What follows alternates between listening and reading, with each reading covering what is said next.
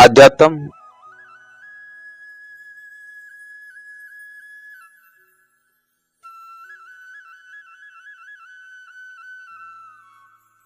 एक ऐसा मार्ग है जिसमें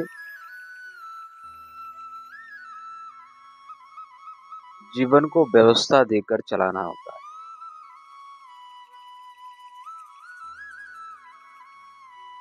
जीवन जब व्यवस्था में चलता है तो पूर्णता की ओर जाता है।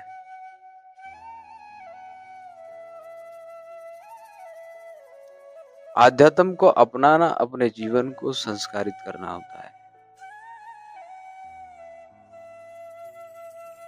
आध्यात्म एक ऐसा योग है जो हमको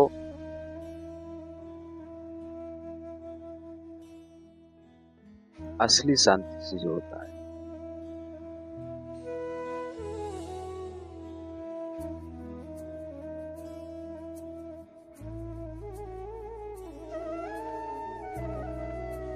आजकल आध्यात्म को चमत्कार के नाम पर व्यापारी बना दिया गया है।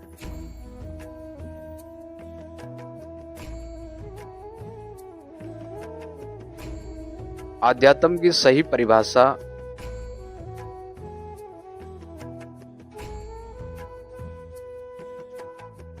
सत्यता के साथ किसी के मुख से प्रकट नहीं हो रही, बल्कि उसमें अंधविश्वास और पाखंड को बता करके लोगों को ठगा जा रहा है। अध्यात्म हमारे ऋषियों की ऐसी पद्धति थी जिसमें जीवन को योगमय तरीके से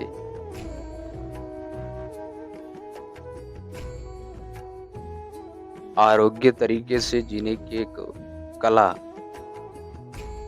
और आत्मा को परमात्मा में मिलाने की एक कला महापुरुष देते थे।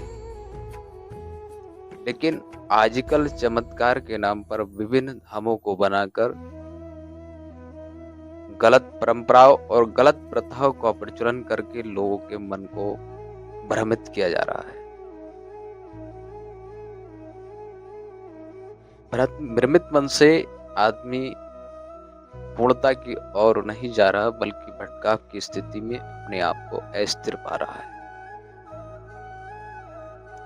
जबकि आध्यात्म वह मार्ग है जिसमें मन को स्थिर करके परमात्मा में मिला लेना या असली सुख का अनुभव करना आध्यात्म। आजकल आध्यात्म की परिभाषा, धर्म की परिभाषा, भक्ति की परिभाषा लोग ठगी करके प्रकट कर रहे हैं।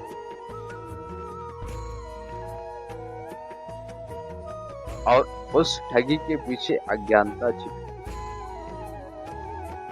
और उस अज्ञानता को खत्म करने के लिए सही प्रथा और सही ज्ञान का प्रचलन नहीं किया जा रहा है, क्योंकि इनकी दुकानें बंद हो जाएंगी। आध्यात्म वो प्रथा थी, वो कला थी जो जीवन को लंबा चलाने, आरोग्यता प्रदान करने और मनुष्य को अनैतिक बनाने से रोकती थी। नैतिकता के रास्ते पर लाने का कार्य आध्यात्म का था। लेकिन आजकल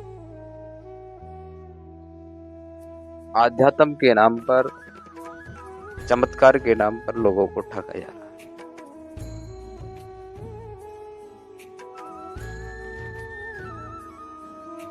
आध्यात्म वो मार्ग है जिसमें मन को संयमित इंद्रियों के जरिए किया जाता है। जब इंद्रिय संयमित हो जाती हैं तो मन भटकाव से परे हो जाता है। मन में लालच की भावना, कामना रहित जीवन ही आध्यात्म है।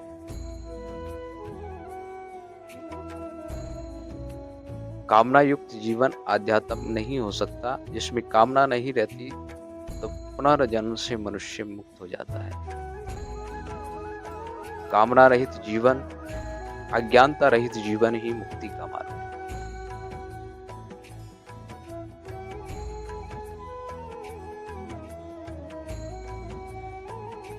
लोग बहिर्मुख से इधर-उधर भागते हैं कि यहाँ से शांति मिले, वहाँ से शांति मिले, वहाँ चढ़ाने से ये शांति मिले।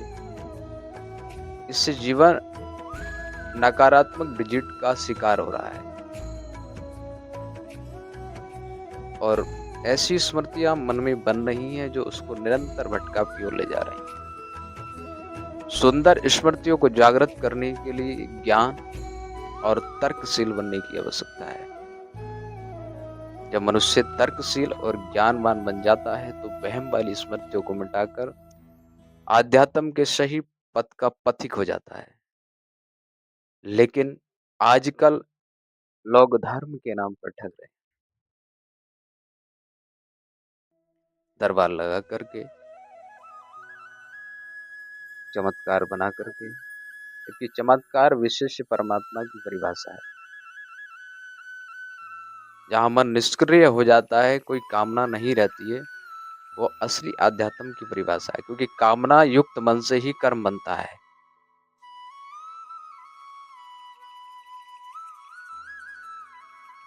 और जो सात्विक मन का परिवेश होता है तो सात्विक कर्म बनता है, और तामसिक मन होता है तो तामसिक कर्म बनता है, और राजसिक कर्म होता है तो राजसिक कर्म बनता है। तो आध्यात्म हमको सात्विक कर्म बनने की प्रेरणा देता है, ना कि तामसिक। और इसकी सही परिभाषा, सही प्रेरणा सत्पुरुष ही दे सकता है, जो इस विषय को जानता है, जो मन से परे यानी आकाश तत्व में जीता है।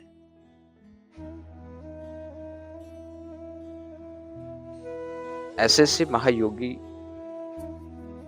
प्राचीन काल में हुए जिन्होंने अपने मन को इंद्रियों से परे रहकर और अपने प्राण को आकाश तत्व में उतारा। ना भोजन की आवश्यकता है, ना पानी की, ना वायु की, केवल एक तत्व से उनका जीवन चलता था। जितेंद्रिय संत हुए जिनके जीवन में त्याग और तपस्या रहती थी, कल्याणकारी भावनाएं रहती थी, लोगों को भ्रमित करने की भावनाएं उनके मन में नहीं रहती थी। आजकल बहुत ढोंग और पाखंड चल रहा है, जिसका शिकार एक भोला भाला इंसान अपनी कामनाओं की पूर्ति के लिए इधर से उधर भटक रहा है। ये मिल जाए तो ये आध्यात्म और भक्ति की परिभाषा नहीं। जिन चीजों के पीछे हम भाग रहे हैं ये संसारी चीजें, ये एक दिन नश्वर हैं, यानी एक दिन खत्म हो जाएंगी। ये हमारा भौतिक शरीर भी एक दिन नहीं रहेगा। जिसकी पूर्ति और कामना के लिए हम लगे हैं, ये पंचभूतों का शरीर एक दिन नष्ट हो जाएगा।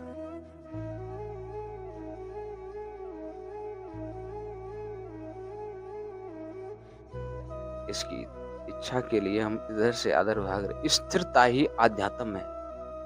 जब मन स्थिर हो जाता है, कामना रहित हो जाता है, उसमें जीवन का नया अंकुर ऐसी पद्धति से उजागर होता है जिसमें कोई कामना नहीं, कोई इच्छा नहीं, कोई लालसा नहीं।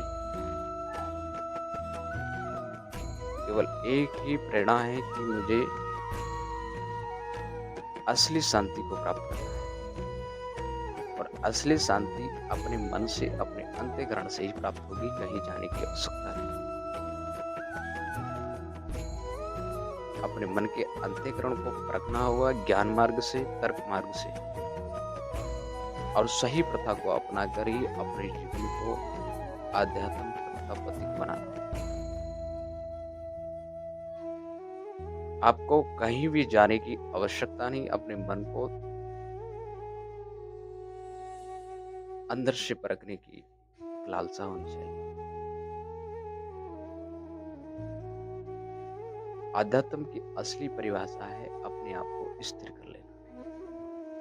और जो व्यक्ति अपने मन को साध लेता है, संयमी हो जाता है, कामना रहित हो जाता है, वही आध्यात्म को अपना लेता है, या उसके जीवन में दर्शन में भी आध्यात्म दिखता है। अंतःकरण के साथ साथ बाह्य रूप में भी उसमें आध्यात्म नजर आता है। अब हमारा जन्म किस कारण से होता है? पुनर्विमरणम पुनर्विजीवनम, कि जब हम अज्ञानता से ग्रसित रहते हैं और ब्रह्म वाली स्मृतियों से घिरे रहते हैं। पूर्णता को प्राप्त जब मन करेगा, जब कोई डिज़ायर, जब कोई इच्छा हमारे मन में नहीं रहेगी, तो जन्म किस कारण से?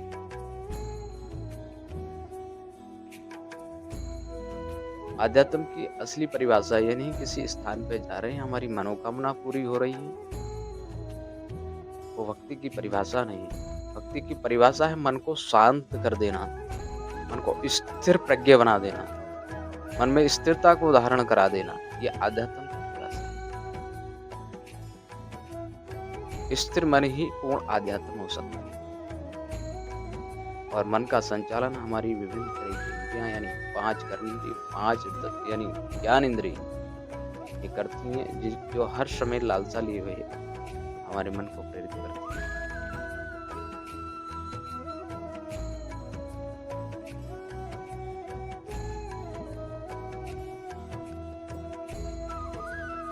और सबसे बड़ी परिभाषा है कि अपने मन को सात्विक रखें और हिंसा से दूर रखें, प्रकृति की रक्षा करें, जीवों पर दया करें, जिए और जीने दें, क्योंकि ये शरीर रहना नहीं, किस बात का अहंकार, किस बात की हिंसा।